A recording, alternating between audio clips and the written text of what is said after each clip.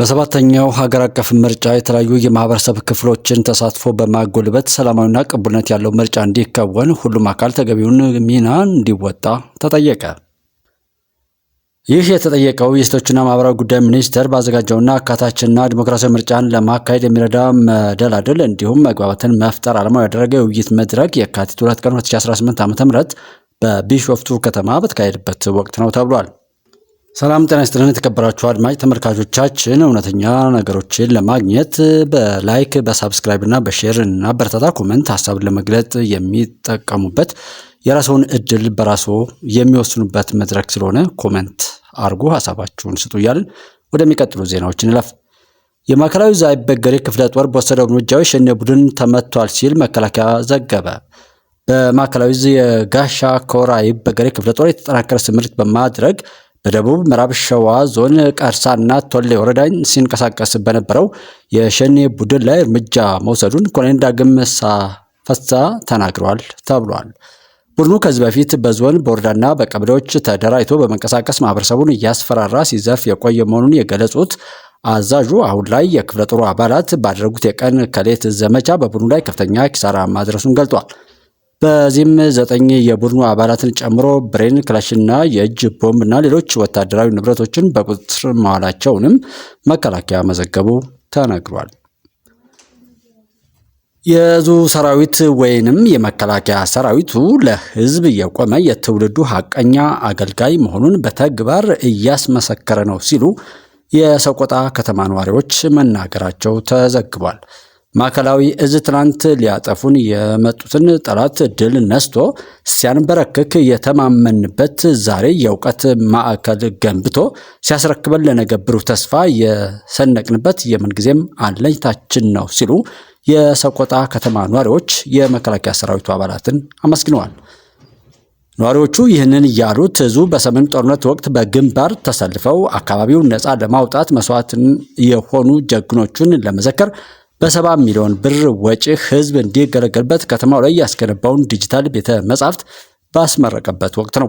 ነዋሪዎች እንዳሉት ዕዙ ከዓመታት በፊት አካባቢ ላይ የጥፋት ኃይሎች የፈጸሙትን ወረራ በመቀልበስ የህዝቡን ሞት እየሞተ ማህበረሰቡን ሊደርስበት ከነበረው ሰብአዊና ማቴሪያላዊ ኪሳራ ታድጎታል ነው ያሉት።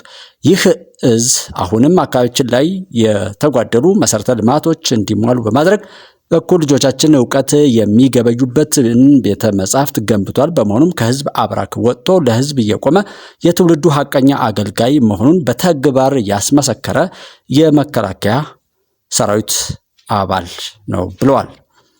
ዕዙ ትውልድ የሚገለገልበትን ዲጂታል ቤተ መጻሕፍት ገንብቶ ለዘኑ ማስረከቡ አካባቢ ላይ ለተሰዉ ጀግኖች ቋሚ ሐውልት ከመትከሉም ባሻገር የህዝቡና የሰራዊቱን መልካም ዝምድና ይበልጥ በማጠናከር አንድነቱን በዘላቂነት የሚያስቀጥል ነው ሲሉም የከተማው ነዋሪዎች አስተያየታቸውን መከላከያ ሰራዊት ዘግቧል። የኢትዮጵያ አየር ኃይል አካዳሚ ተተኪ አብራሪዎችን የማፍራት ሂደቱን አጠናክሮ መቀጠሉ ተገለጠ። የአየር ወለድ የፓራሹት ዝላይ ስልጠናቸውን በስኬት ያጠናቀቁ የፒቲ 77 ባች ካዴቶች የመጀመሪያ ደረጃ የበረራ ስልጠናቸውን በይፋ የጀመሩበት የእንኳን ደስ አላችሁ መርሃ ግብር ተካሂዷል ብለዋል መከላከያ። ካዴቶቹ የመሰረታዊ ውትድርና ስልጠናቸውን በአየር ኃይል ወታደራዊ ማሰልጠኛ ትምህርት ቤት ያጠናቀቁ ሲሆን በአየር ኃይል አካዳሚ የአመራር ኮሌጅ ውስጥም አስፈላጊውን ወታደራዊና ኢኮኖሚያዊ ትምህርት ሲከታተሉ ቆይተዋል ብለዋል። በመጨረሻም የአካል ብቃትና የአእምሮ ዝግጁነትን የሚጠይቀውን የአየር ወለድ ዝላይ ስልጠና በስኬት በማጠናቀቅ ለበረራ ስልጠናው ብቁ መሆናቸውን ነው ያረጋገጠው። ምክትል አዛዥ ለአየር ኃይል አካዳሚ ኮሎኔል ገዛኸኝ ነጋሽ በመርሃ ግብሩ ላይ ባደረጉት ንግግር የአየር ወለድ ማሰልጠኛ ትምህርት ቤት ካዴቶችን በብቃት አሰልጥኖ በማስረከቡ ምስጋና አቅርበዋል። አዛዡ ካዴቶች በቀጣይ ለሚጠብቃቸው የበረራ ስልጠና በሁሉም ረገድ ራሳቸውን ማዘጋጀት እንደሚጠበቅባቸው ነው ያሳሰቡት። በአየር ኃይል አካዳሚ የአመራር ኮሌጅ አዛዥ ሌተናል ኮሎኔል አበበ አፋ በበኩላቸው ካዴቶቹ ከመሰረታዊ ውትድርና እስከ አየር ወለድ ዝላይ ድረስ ያሉትን እርከኖች በስኬት አልፈው ለበረራ ስልጠና ዝግጁ መሆናቸውንም አብራርተዋል። የአየር ወለድ ማሰልጠኛ ትምህርት ቤት ምክትል አዛዥ ለኦፕሬሽናል ሻለቃ አሉላ አባ ለሀገር መከታ የሚወሩት እነዚህ ካዴቶች ከአካል ብቃት ስልጠና ጀምሮ የአየር ወለድ ዝላይን በላቀ ብቃት ማከናወናቸውን ገልጧል ብሏል መከላከያ።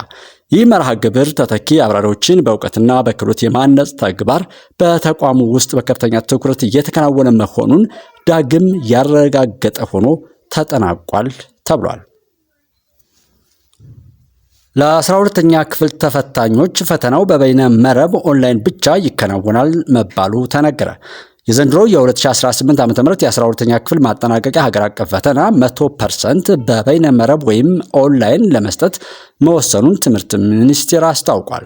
የትምህርት ሚኒስትሩ ፕሮፌሰር ብርሃኑ ነጋ በአጠቃላይ ትምህርት ልማት ዘርፍ የግማሽ ዓመት አፈጻጸም መድረክ ላይ እንደገለጹት ባለፉት 2 ዓመታት በከፊል ሲሞከር የነበረው የኦንላይን ፈተና ዘንድሮ ግን ሙሉ በሙሉ ተግባራዊ ይደረጋል ብለዋል።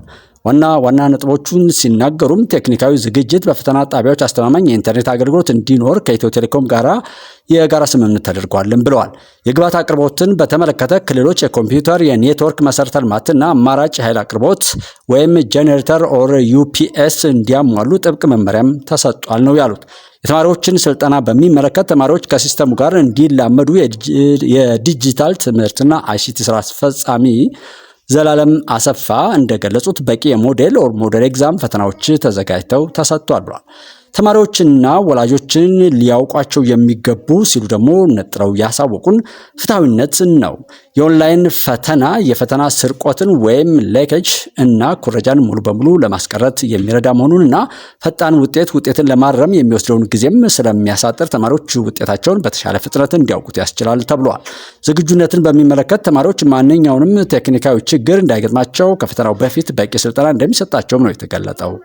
ተማሪዎቹ አሁኑ በየሳምንቱ የሚለቀቁ የኦንላይን ሞዴል ፈተናዎችን በመለማመድ ራሳቸውን እንዲያዘጋጁም ይመከራል ተብሎ ተዘግቧል። በአማራ ክልል ደቡብ ወሎ ዞን ወረኢሉና ለገሂዳ ወረዳዎች አዋሳኝ አካባቢ በራሱ ኃይል ገንፍሎ የወጣውን የተፈጥሮ ነዳጅ ተከትሎ የሀብቱን መጠንና ጥራት ለማረጋገጥ የሚያስችል ሰፊ ሳይንሳዊ ጥናት እየተካሄደ መሆኑ ተሰማ። የምርመራው ሁኔታ ከቦታው ናሙና ተወስዶ በላቦራቶሪ ምርመራ እየተደረገበት ይገኛል ተብሏል። ተሳታፊው አካላትም የማዕድን ሚኒስቴር፣ የአዲስ አበባ ዩኒቨርሲቲ፣ የወሎ ዩኒቨርሲቲ እና የፌዴራል ግብረ ኃይል ይገኙበታል ተብሏል። የታሪክ ዳራው ሲመለከት የነዳጅ ምልክቱ አዲስ ሳይሆን ከ40 እስከ 50 ዓመታት በፊትም ይታወቅ የነበረ ነው ተብሏል። የኢትዮጵያ የነዳጅ ተፋሰሶች ዳታ ለግንዛቤ ኢትዮጵያ ውስጥ 5 ዋና የነዳጅ ተፋሰሶች ያሉ ሲሆን የወረኢሉ ተፋሰስ የሚገኝበት የአባይ ተፋሰስ አንዱ ነው የተባለው። የኦጋዴን ተፋሰስ ከ350,000 ስኩዌር ኪሎ ሜትር በከፍተኛው ክምችት ያለበት ሲሆን የአባይ ተፋሰስ ደግሞ 63,000 ስኩዌር ኪሎ ሜትር ወረኢሉን ጨምሮ ያለበት ነው ተብሏል። የጋምቤላ ተፋሰስ 18,000 ስኩዌር ኪሎ ሜትር፣ የመቀሌ ተፋሰስ 3,500 ስኩዌር ኪሎ ሜትር፣ የደቡብ ኦሞ ተፋሰስ 25,000 ስኩዌር ኪሎ ሜትር የሚሸፍን መሆኑ ተገልጧል። የደህንነቱ ሁኔታ ሲታይ የዞኑ ማዕድን መምሪያ ኃላፊ አቶ አህመድ አበባው እንደገለጹት አካባቢው በከፍተኛ አለት የተከበበ በመሆኑ ለድንገተኛ አደጋ የመጋለጥ እድሉ ዝቅተኛ ነው ብለዋል። ማህበረሰቡም ለቦታው አስፈላጊውን ጥበቃ እያደረገለት እንደሚገኝ ተናግረዋል ተብሏል። ምንም እንኳን ውጤቱ የሚታወቅበት ትክክለኛ ጊዜ ባይቀመጥም የላቦራቶሪ ውጤቱ እንደተጠናቀቀ ለፌዴራል ተቋማት ተልኮ የመጨረሻው ውሳኔ እንደሚሰጥበት ታውቋል ሲል አሃዱ ሬዲዮ ዘግቧል። ወደ ውጭ ዜናዎች ስናልፍ በሊባኖስ የመኖሪያ ህንፃ ተደርምሶ የሟቾች ቁጥር 14 ደረሰ ተባለ። በሊባኖስ ሁለተኛዋ ትልቅ ከተማ በሆነችው ትሪፖሊ ትናንት እሁድ የካቲት 1 ቀን 2018 ዓ.ም ተከስቶ በነበረው የህንፃ መደርመስ አደጋ የሟቾች ቁጥር 14 መድረሱ ተረጋግጧል። የነፍስ አድን ስራ ከፍርስራሹ ውስጥ አንድ ህፃን ጨምሮ 8 ሰዎች በህይወት ተርፈው መውጣት ተችሏል ተብሏል። አካባቢው አደጋ የደረሰበት በከተማ እጅግ ድሃና መሰረተ ልማቱ ባረጀው የባብ አልታባናህ ሰፈር ነው የተባለው። የሊባኖስ የንብረት ባለቤቶች ማህበር ኤልፒኤ ባወጣው መረጃ መሰረት በመላው ሊባኖስ ወደ 16,000 የሚጠጉ ህንፃዎች የመደርመስ አደጋ ተጋርጦባቸዋል ሲል ምክንያቱን ሲያስቀምጥም ለአደጋው ዋነኛ መንስኤ ተብለው የተጠቀሱት ለዓመታት የዘለቀ የመንግስት ቸልተኝነት፣ ጥራት የሌለው የግንባታዎችና የኢኮኖሚ ቀውሱ ለጥገና ስራዎች እንቅፋት መሆናቸውም ተብሏል። የከተማ ከንቲባ ትሪፖሊን የተመቻቸች ከተማ ወይም ዲዛስተር ስትራይከን ሲቲ ሲሉ አውጀዋል ብለዋል። ሌላውና ዋናው ከሀገራችን ጋር የሚያዘው በሳውዲ በረሃዎች የረገፈው ተስፋ እና የኢትዮጵያ ነፍስ አድን ጥሪ በዲፕሎማሲያዊ ዝምታ ውስጥ የሚሰሙ ሰብአዊ እንባዎች በሚል የተቀመጠ ዜና ነው። በሳውዲ አረቢያ ሲሚንቶ ወለል ላይ ለወራት ታጉረው የፀሐይ ብርሃን የናፈቃቸው 1823 ኢትዮጵያውያን ባለፈው ሳምንት ወደ ሀገራቸው ተመልሰዋል። ከቦሌ አውሮፕላን ማረፊያ ሲወርዱ የሚታየው ትዕይንት ግን በደስታ ብቻ የተሞላ አይደለም። ይልቁንም በድካም የዛሉ ሰውነቶች፣ የተሰበሩ ሰብዕናዎችና የጠፉ ህልሞች ድምፅ አልባ ሰልፍም ይመስላል ይላል ዘገባው። እስካሁን ወደ 50 ሺህ የሚጠጉ ዜጎችን መመለስ መቻሉ የመንግስትን ሰብአዊ ቁርጠኝነት ቢያሳይም ከጀርባው ያለው ታሪክ ግን በሳውዲ በረሃዎች የረገፉ ተስፋዎችንና በዲፕሎማሲያዊ ዝምታ የታፈኑ ሰቆቃዎችን የያዘ ነውም ተብሏል። ሶሺዮሎጂስቶች ስደትን ማህበራዊ ሞት ወይም ሶሻል ዴዝ ይሉታል። አንድ ስደተኛ ከትውልድ ቀየው ሲወጣና በሳውዲ እስር ቤቶች ውስጥ ሰብአዊ ክብሩ ተገፎ ቁጥር ብቻ ይሆናል። ማህበራዊ ህልውናው አደጋ ላይ ይወድቃል። ባለፈው ሳምንት ከተመለሱት መካከል 35 ታዳጊዎች መሆናቸው ደግሞ ቁስሉን የባሰ ያደርገዋል። እነዚህ ህጻናት የጨዋታና የትምህርት ጊዜያቸውን በሳውዲ መጠለያዎች ውስጥ በፍርሃትና በእንግልት ማሳለፋቸው በማህበረሰቡ የወደፊት ተተኪዎች ላይ የሚተውት ጠባሳ ለትውልድ የሚተርፍ ማህበራዊ ስብራትም ነው ተብሏል። የሳውዲ አረቢያ መንግስት ለስደተኞች ያለው አያያዝ ሚዛናዊ በሆነ መልኩ ሲታይ እጅግ ግትርና ሰብአዊነት የጎደለው ነው። እንደ ሂውማን ራይትስ ዎች ያሉ ተቋማት እንደሚገልጹት በሳውዲ ማቆያ ማዕከላት ውስጥ ዜጎቻችን ለግርፋት፣ ለረሃብና ለከፋ በሽታ ተጋልጧል። ሳውዲ ለዓመታት የጉልበት ስራዋን ሲያከናውኑ የነበሩ ሰራተኞችን እንደ ወንጀለኛ ቆጥራ ንብረታቸውንና ካሳቸውን ሳትሰጥ በባዶ እጃቸው ማባረሯ ሀገሪቱ ለዓለም አቀፍ የሰብአዊ መብት ድንጋጌዎች ያላትን ንቀት የሚያሳይ ነው። ይህ ሁኔታ ኢትዮጵያ በዲፕሎማሲው መስክ ሳውዲን በግልጽ እንድትወቅስ ቢገፋፋም መንግስት ግን ዜጎችን በማውጣት ተግባር ላይ ብቻ ማተኮሩን መርጧል። ታዋቂው ሶሺዮሎጂስት ኢሜል ደርካይም አንድ ግለሰብ ከማህበረሰቡ ጋር ያለው ትስስር ሲላላ ለቀውስ ይጋለጣል ይላል። ተመላሾቹ ወደ ሀገር ሲገቡ የሚደረግላቸው አቀባበል ከምግብና ከትራንስፖርት የዘለለ መሆን አለበት። ለወራት በእስር ቤት የቆዩ ወንዶች የማንነት ቀውስ ወይም አይደንቲቲ ክራይሲስ ያጋጥማቸዋልም ነው ያለው።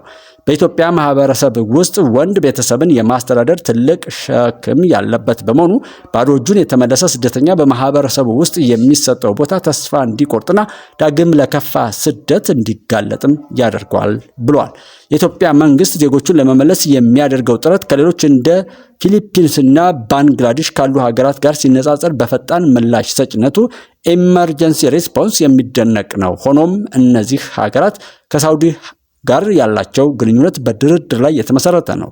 ፊሊፒንስ ዜጎቿን ከማውጣት ባለፈ የሳውዲ መንግስት ሰብአዊ አያያዝን እንዲያሻሽል የጉልበት ስራ ልውጥን እስከ ማገድ ትደርሳለች። የኢትዮጵያ የዲፕሎማሲ አቋም ግን በብዛት ተቀባይ ላይ ያተኮረ በመሆኑ በሳውዲ ውስጥ የሚቀሩት ዜጎች አሁንም ለተመሳሳይ እንግልት ተጋላጭ ሆነው እንዲቀጥሉ አድርጓቸዋል። በሳምንት ውስጥ የተመለሱ 35 ታዳጊዎች ታሪክ የሚዘገንን ነው። እነዚህ ህጻናት በደላሎች ተታለው በየመን በረሃዎች አልፈው ሳውዲ ቢገቡም ያገኙት ግን የብረት አጥርና